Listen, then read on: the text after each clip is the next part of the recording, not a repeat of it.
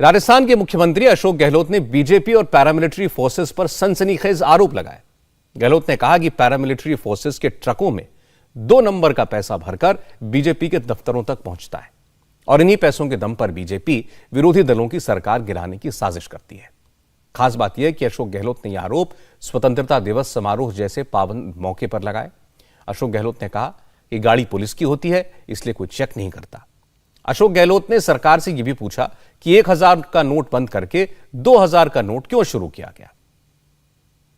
आपने जो है 1000 का बंद कर 2000 का नोट क्यों लेके आया?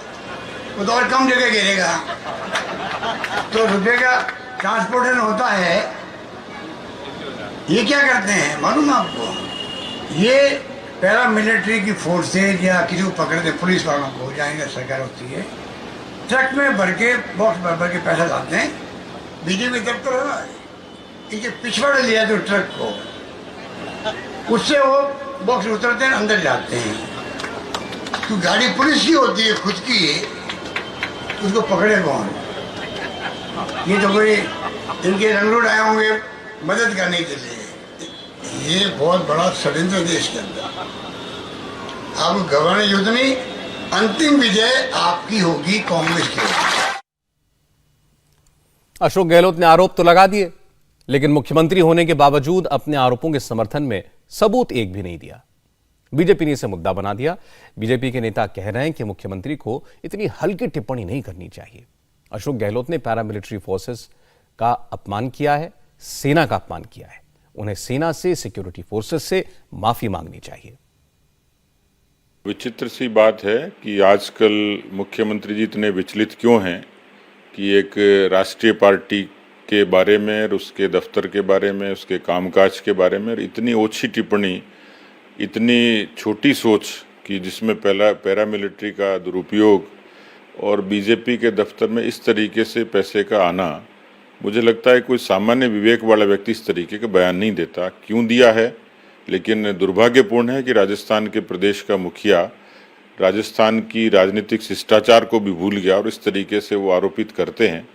मुझे लगता है कि ये पब्लिक है, सब जानती है, और जिस तरीके से वो समस्याओं को और बेबुनियाद आरोपों से ढकने की कोशिश करते हैं उसमें वो सफल नहीं होंगे। जो केंद्र की एजेंसियां होती हैं उनकी मर्यादा भी होती है, वो संवैधानिक दायरे में बंधे होते हैं और उनको राजनीतिक आरोप लगाने का और राजनीतिक आरोप प्रत्यारोप करने का जो सिलसिला है वो कांग्रेस ने शुरू किया है। कांग्रेस ने जितने पिछले 55 वर्षों में जो लूट और झूठ का खेल खेला, आज वो पापकर्म सामने आने लगे तो एलिगेशन के रूप में उन्होंने डाइवर्ट करने की कोशिश की है। स्वतंत्रता दिवस के मौके पर, अमृत महोत्सव के अवसर पर इस तरीके की बात करना, मुझे लगता है कि उन सेनाओं का भी अपमान है।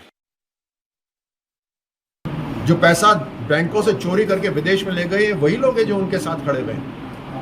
और राजस्थान के अंदर जिस तरह से गवर्नेंस बिल्कुल खत्म हो गई, दलितों के अंदर नंबर 1 है राजस्थान अत्याचार के ऊपर, महिलाओं के उत्पीड़न में नंबर 1 है राजस्थान। अपनी जिम्मेदारी तो पूरी छोड़कर इस तरह के बयान दे रहे हैं। और ये सिर्फ सैनिकों का ही अपमान नहीं है, उनकी माओ का भी अपमान है। जो गांव से आने वाले हमारे सैनिक हैं, जो देशभक्त हैं, अपनी जान की कुर्बानी दे देते हैं देश की रक्षा करने के लिए, उनकी बेइज्जती है ये बयान। गहलोत साहब को सार्वजनिक रूप से माफी मांगनी चाहिए इसके लिए। सियासत में नेता कई बार इस तरह के आरोप प्रत्यारोप करते हैं जिनका कोई आधार नहीं होता। सभी दलों के नेता ऐसा करते हैं, लेकिन संवैधानिक पदों पर बैठे लोगों को सिक्योरिटी फोर्सेस पर सियासी बयानबाजी से दूर रहना चाहिए। सिक्योरिटी फोर्सेस को सियासत में घसीटना यह कहीं से ठीक नहीं है। इंडिया टीवी हर वक्त हर जगह डाउनलोड करने के लिए सर्च करें India TV news Google play store या ऐप